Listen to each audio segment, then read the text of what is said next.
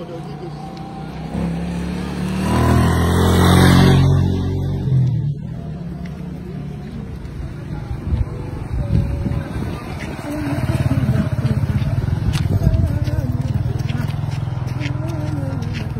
Gio. Are we talking again? I'm a take care of no Zoya. I heavily resting on him and heavily walk.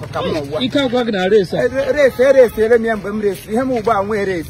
Them was about heavily walk. Oh, when you tell, look at no Zoya.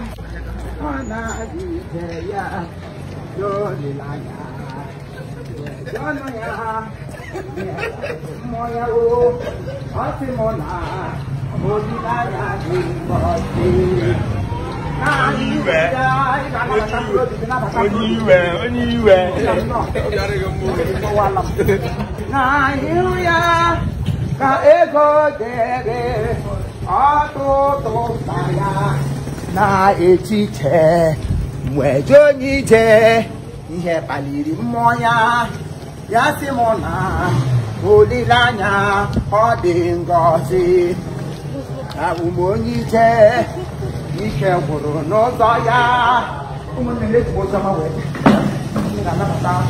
a ga-anabata mkpụrụ obi ọnụ na ndokwa ugbu a nye m akwụkwọ ma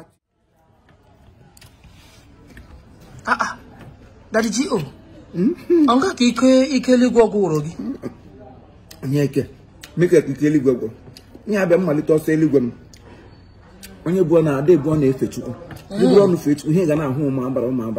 Mgbe a na-asa ga n'elu mantịn ga na ọ ga-abụbụ ọnụ na-ata anwụ ga ahụhụ na ị na-ekpe ekpere. Kasịn wee mechaa ya breki gị mere gị ga-emegbuli ede mekwere ka ọ ga gị mee ebutere gị ọsa gị bido ahụrịaba gị bụ ya Chineke ọwụkwa Chineke si onye ahụ mesọ ihe m ji eme ihe ụgba. Eche m na akwụkwọ nsọ asa anyị ihe a ga na-eriwu anụ ahụ ya na ọbara ya ihe rigowa anụ ahụ ihe owu chikin na salad gị taga ihe ọwụ ihe nke ụwa. Ekpere m ekpere si Chineke na ya gbanwee ihe ka ọ bụrụ ọnụ ahịa tomi ọnụ ahịa ka m biga ọwụwa chikin ọwụdo chikin olekwuru ebe ọbara ya nọ ya ji ndị gburu ya na nga ha gbusara ọbara ya agụmata anụta ọbara awụmamụsị ibe ga hụ gị ekpere ejere m n'ime obi ekpere ime obi kacha mma ọ dị m onye hipokriti ahụkwa nke kpọrọ ụmụnna nọ ara ntị abịa jọọ na agịra adịghị na-afọ ihe n'ọnụ gị kamgbe okụtụ mbụ Baịbụl agahụ ji anabata ata mkpụrụ obi onwere ụmụnna soro m ga mgbe onye rụrụ ka ọ ga-eri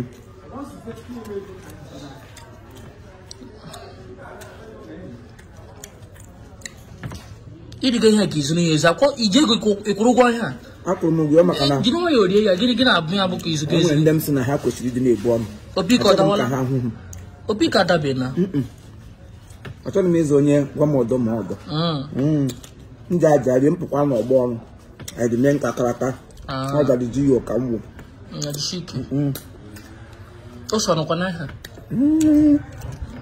hapụdala m oso na ya ma ọ nọbịa ka ị na-ajụ m bụrụ gụba gị sị m ka ide ya ọnụ ba ka ị ga-ahụ ketọrọ